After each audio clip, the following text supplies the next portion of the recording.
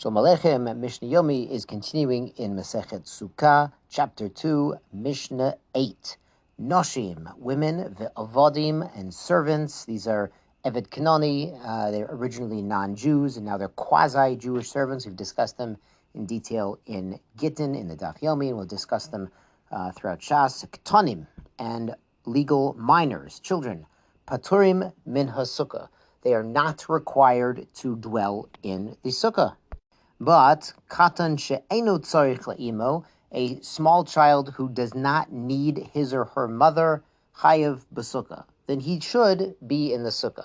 Now, what the Mefarshim say is this means the child wakes up in the middle of the night and he's lonely or he's scared or he needs a glass of water, so he calls ima until his mommy comes. In some households, not to mention any but personal experience, the child calls abba also.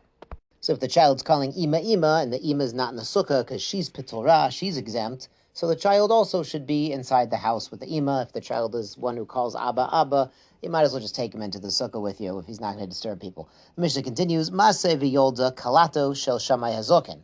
The kala, the daughter-in-law of Shammai, the elder, the original Shammai of base Shammai fame, she mazel tov had a son.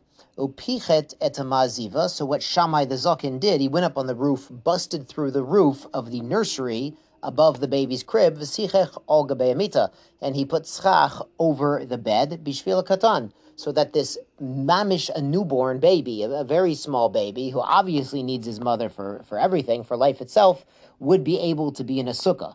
Of course, we recall earlier in this parak, this only works if the schach is less than 4 amot away from the walls. We can apply dofen akuma and make sort of a mini little sukkah area inside this room of the house. So this nursery must have been a pretty small room. Let's go on to Mishnah Tes and finish off this parak. Kol shiva tayamim, all 7 days of the festival of Sukkot, Adam ose sukkato keva, a person makes the sukkah his mainstay, his main residence. Ubeito arai, and his actual house is the sort of informal arai we've used in the context of like a snack. It's the opposite of keva. It's not fixed. It's, just here and there. So the halachic meaning of this is you go, you eat, you drink, you sleep in the sukkah, you learn in the sukkah. We've had Daf Yomi in the sukkah on Chol HaMoed. It's a beautiful thing. And the Mefarshim say you can bring your nice kalim, your nice silver and glass, and your nice things into the sukkah. There are halachic authorities say you shouldn't have a big trash can in the sukkah, even though you're bringing all the stuff for your table. You should have the trash can right outside the sukkah for the kavod of the sukkah. It's a very holy place. But you bring everything you need into the sukkah. You bring your svarim, you learn, you bring your chavrusa. You make it something kavua, something fixed in your life. But yardu geshamim, if rain falls, me'matai mutar lefanot, from when can you turn and leave from the sukkah? Mishat tisrach hamikbeh, when the porridge would get too watery because of the rain dripping in the porridge. So really the intention here is a few drops aren't going to bother people, but if it's mamish raining, you're mamish pater from the sukkah. However, there's a proper attitude to have even in the event that we're pater from the sukkah because of cold or heat or rain, and the Mishnah explains this. Mashlu mashal. Let's make a parable. Lema hadavar dome. What does this resemble? This fact of rain falling, and now we can't be in the sukkah even though we want to. Le'eved shaba limzod kos l'rabo. It's like a servant who came to pour a cup of wine for his master. Limzog, actually, they would dilute the wine. The wine in ancient times was very strong. They would dilute it with water. So when you're about to drink it, you mix the raw wine and the water together. So he's coming to pour this wine and water for his water. V'shafach lo kiton ol panav.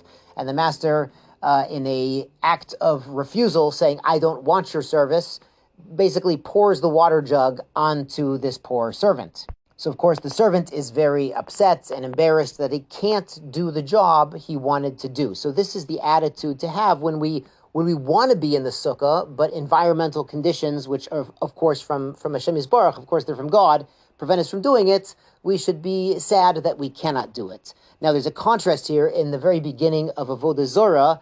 There's a very famous Gemara. If it's not famous, it should be very famous, where the non-Jewish nations are upset at the end of time, the judgment day, the beginning of the Messianic age. They're upset that they didn't get a chance. Of course, they were offered the Torah before, but okay, not everyone was alive then. So they beg Hashem, they beg God to give them another chance, to give them a mitzvah. Hashem says, oh, I have a mitzvah called, I have an easy mitzvah for you to do. It's called Sukkah. So what happens is all of the